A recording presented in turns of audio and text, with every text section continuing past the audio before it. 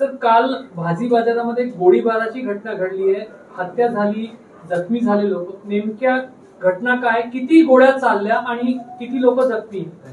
आणि याच्यामध्ये जी काही घटना 10-10:15 दरम्यान या ठिकाणी घडली, मानकापूर पोलीस स्टेशनच्या हद्दीमध्ये जो बाजार लागला जातो गोदनीच्या गोदनी एरियामध्ये, त्या ठिकाणी ही घटना 10 ते 10:15 दरम्यान ही घटना घडलेली आहे. आणि ही घटना प्राथमिक जो आम्हाला चौकशीमध्ये जे निष्पन्न झालेलं आहे त्याच्यामध्ये ही घटना ही भाजीचे ठेले लावण्यावरून त्या ग्रुपमध्ये झालेली आहे. कारण मृतक ह्याचे 3-4 ठेले तो नेहमी बाजारात लावतो. त्यानंतर जे आरोपी आहेत ते आरोपी भाजी मंडईचे काम करतात आणि हा वाद मंगळवारी बाजारापासून सुरुवात झाल्याचं प्राथमिक यांनी निष्पन्न झालेलं दिसून येते. त्याच्यामध्ये आम्हाला आतापर्यंत एकूण 6 आरोपी निष्पन्न झालेले आहेत आणि त्याच्यामध्ये 3 आरोपी अटक आहेत, 3 आरोपी फरार आहेत.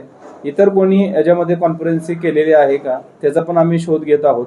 आणि आता आमच्याकडे जे काय फायरिंगचं शस्त्र वापरलेलं आहे, एक अग्निशस्त्र आमच्याकडे आहे आणि 3 इतर वेपन आमच्याकडे आम्ही जप्त केलेले आहेत. आणि जो मृतक आहे त्याचा मृतकचं PM सध्या सुरू आहे.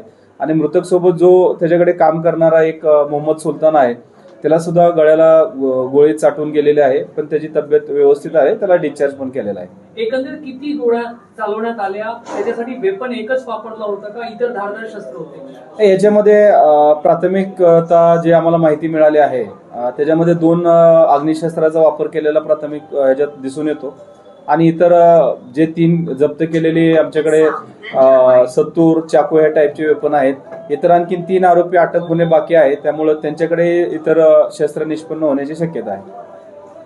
सर, याच्यामध्ये मृतक जो आहे त्याचं नाव काय आहे, वय किती आहे आणि त्याची काही तो करत काय होता आणि त्याची काही गुन्हेगारी पार्श्वभूमी आहे का? हा सोहेल खान नाव आहे. हा सदर मंगळवारी एरियामध्ये राहणारा 31 वर्षाचा युवक आहे. आणि याच्यामध्ये यापूर्वी 2019 मध्ये मानकापूर पोलीस स्टेशन हा सोहेल खानवरती फायरिंग केल्याचा गुन्हा दाखल आहे. त्याच्यामध्ये लकी खान हा फिर्यादी होता आणि त्याचं त्या संबंधी रेकॉर्ड उपलब्ध आहे. जे मारणारे आहे हे पण गुन्हेगारी पार्श्वभूमीचे आहे का? जे 3 अटक आहे आणि इतर जे 3 फरार आहेत, याच्यामध्ये जे अटक आरोपी आहेत त्याच्यामध्ये त्या गुन्हेगारांची गुन्हेगारी पार्श्वभूमी आहे. त्यांच्यावर सुद्धा सक्करदरा, वाटोडा, हुडकेश्वर या पोलीस स्टेशनमध्ये गुन्हे दाखल आहेत. तर हा जो सोहेल खान आहे यांनी लकी खानवर फायरिंग केल्याचा एक जुना इतिहास आहे. लकी खान एक सराईत गुन्हेगार राहिलेला आहे, तर तो काही अँगल जुना आता आहे का? त्याच्या अनुषंगाने प्राथमिक चौकशी तसं आतापर्यंत निष्पन्न झालेलं नाहीये, पण ते तपासात जे काही निष्पन्न होईल ते आम्ही शेवटपर्यंत तपास करू.